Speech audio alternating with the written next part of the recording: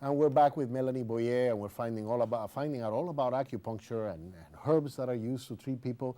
But you do something else. Yes. You help pregnant women. Yeah. With acupuncture? Yes. With herbs? Yeah. How?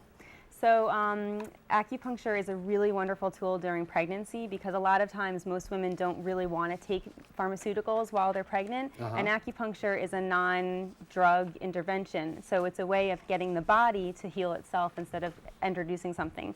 So a lot of times it's very common for me to treat women in the first trimester for morning sickness. One of the most researched acupuncture points is this point here on the inside of the wrist, and it's for nausea.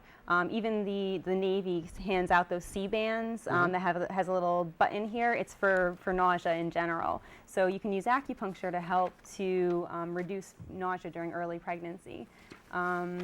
We rarely use herbs. We will use herbs, but again, that's introducing something into the body. So in the same way that you don't run to take, any other type of drug, we don't run to put herbs into the mother's body. We can use them if we want to.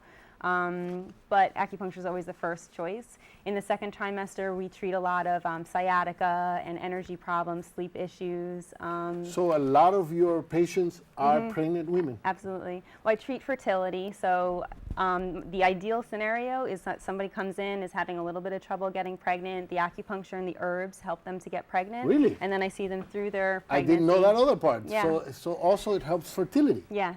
Well, I specialize in women's medicine, so that's fertility and pregnancy mainly in my case. And women or men who are not able to have children after acupuncture are able to? Yep, there's all sorts of, a very common diagnosis in Western medicine is unexplained infertility. And that unexplained infertility, those women will come into my office and we look at the body in a very different way than Western medicine does. And sometimes we can see problems and imbalances that blood tests and, sonograms can't see.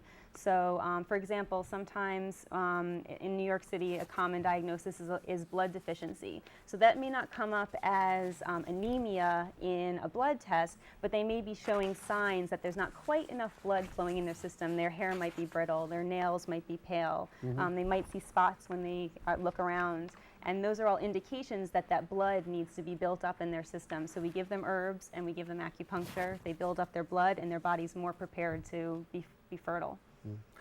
You are a doula. Yes. What is a doula? So a doula is a woman who supports a woman during childbirth. She's a non-medical professional, and she is the person in the room who is educated about the process of childbirth, knows different comfort measures, different nutritional usages that could be helpful to the woman during childbirth. This and is she's not a also midwife. You do not actually deliver the baby. Exactly. Yes. Do not. No, it's a non-medical professional. We're the support person in the same way that the partner, the husband, is the emotional support. The doula is the source of knowledge on how to proceed through the process of labor. A lot of times in our culture now, women don't have somebody in the room with them. Nurses are very, very overstretched. They're very, very busy, so they can't take the time to spend, helping the woman breathe through every contraction, massaging their back, massaging their feet. But a doula is somebody who is there with them for the entire process to help them through that. And so this is, most of the time, this is when you're in there as a doula. Yep. Is this normally somebody who you've already treated through acupuncture during the pregnancy most of the time? It's possible, definitely. But doulas are becoming more and more popular in New York City. So I do get calls from women in their second trimester saying, "I heard about a doula. What's a doula? I'd like to interview you and see if our personalities mesh." And being a doula, what I love to do is add acupuncture to the doula scenario, because acupuncture is a non-medical way of relaxing the patient or helping her pelvic floor muscles to open and relax.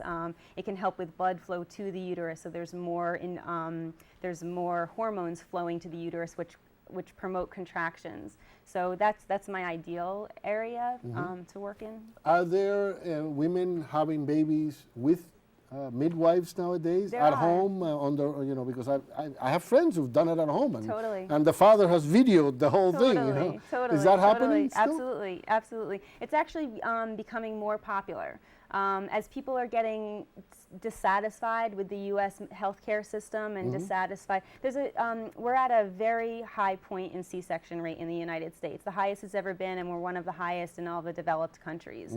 So that scares a lot of women out of wanting to be in a hospital, and they want to, and they understand that labor is a natural process. It's not an inherently pathological process.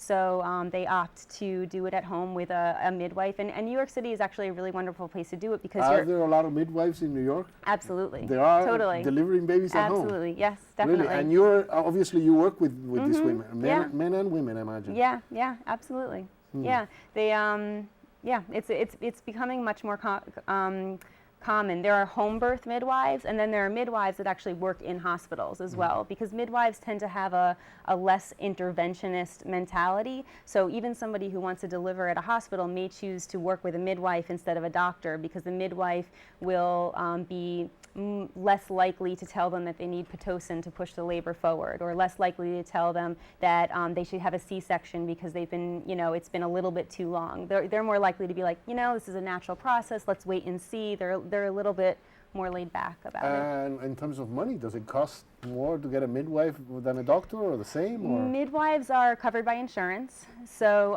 midwives in hospitals are covered by insurance, and home birth midwives are not in general. So if you're going to go with a home birth and not in a hospital, then chances are you're going to pay a few $1,000s out of pocket. But my OBGYN is actually a midwife, and she does well women exams and takes care of my general gynecological health, and she's a midwife, and she's covered by my insurance company. I didn't know that they were covered by insurance. That's Yeah. amazing. Yeah. I was delivered when I was born by a midwife back in Right. Cuba. Very and, nice. And what is amazing is Yeah. that the woman who delivered me Yep. delivered the whole town, including my mom. She had delivered generations of the town. That's This amazing. one lady responsible for everybody lived there. That's a lot of work. But yeah, that's but incredible. but everybody trusted her because of her Absolutely. incredible experience. Totally. Yep. Experience is everything. Yep.